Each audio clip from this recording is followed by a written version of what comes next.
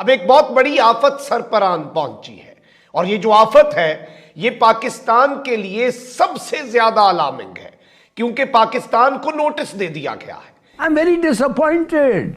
मैं समझता हूं ये बड़ा गलत। आपका और मेरा पानी बंद करने के लिए और बाज़ाब्ता तौर पर पूरे पंजाब को सुखा के रख देने के लिए ये एक नोटिस है। माय गॉड, मईशत की गाड़ी हिचकोले खा रही है और अवाम की सांस उखड़ रही है। रुपया वेंटिलेटर पर है और डॉलर बेलगाम हो चुका है। आपका हमसाया मुल्क जो है वो आपके साथ जो करने लगा है और जिस तरह के मामलात करने लगा है ये बहुत ज्यादा अलार्मिंग। टांग पे टांग रही थी। पाकिस्तान को आइंदा 90 दिनों के अंदर बैनुल हुकूमती मुज़ाकरात में शामिल होने का मौका फराहम करने के साथ ही मुआहिदे की खिलाफ वर्जी को दुरुस्त किया जा सके। डेवलप करेज, अपना खून को ट्रांसफ्यूजन करें ना, ट्रांसफ्यूज माने नया खून लाएं। अब क्या कह सकते हैं आप, नया खून लाएं। जय हिंद दोस्तों, भारत सरकार ने सितंबर 1960 की सिंधु जल संधि IWT में संशोधन के लिए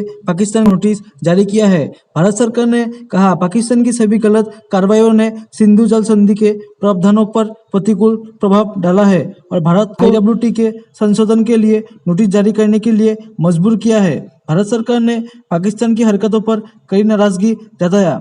भारत ने पाकिस्तान को सिंधु जल संधि के उल्लंघन को सुधारने के लिए 90 दिनों के भीतर सरकारी वार्ता में प्रवेश करने का अवसर प्रदान करना है। बांग्लादेश अलग हुआ था और बांग्लादेश हमें मिल गया, तो वाकई सीरियस कह रहा हूँ। अभी यूएई से मांगने जाते हैं, अभी जापान से मांगने गए, फिर चाइना ने देखो वो मूंगफली दी है, वो मूंगफली है इतने से पैसे। हम मुज़ाकरात करेंगे, भारत कहता है कि हमारे जूते की नोक पे हैं तुम्हारे मुज़ाकरात। नाज़रीन कराम, ये कहा तो गया है और हमने काफी अरसे से सुना भी है कि अगली जंगें पानियों पर होंगी, पानी अगली जंग की असल वजह होगी। और इस वक्त पाकिस्तान के अंदर जो सियासी अदम इस्तेहकाम है, जो पॉलिटिकल इंस्टेबिलिटी है और एक मेस बन चुका है हमारा पूरा मुल्क, ये कैसे हो सकता है कि इस सियासी गंद, इस पॉलिटिकल मेस का फायदा पाकिस्तान के दुश्मन ना उठाएं।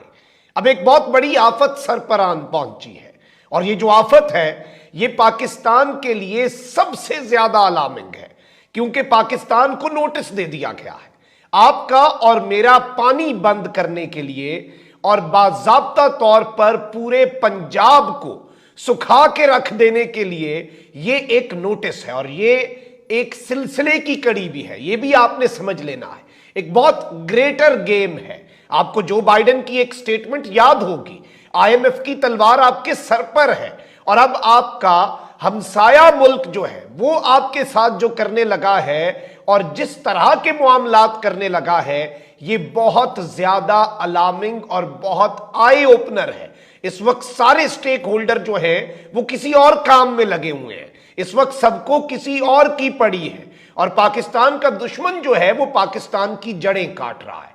पाकिस्तान की शहरक जो है उस तक हाथ लाने की कोशिश की जा रही है और ये मामला इतना भी सादा नहीं है। जनाब जेहलम का जो पानी है वो आ रहा था, अब ये अगर पानी बंद हो जाता है जस्ट इन केस, तो फिर ये एक तरह से हमारी शहरग पर हाथ रखना मकसद होगा और इस ट्रीटी को इंडिया इसलिए एंड करना चाहता है क्योंकि वो पाकिस्तान को घुटनों के बल लाना चाहता है, पाकिस्तान को कमजोर करना चाहता है।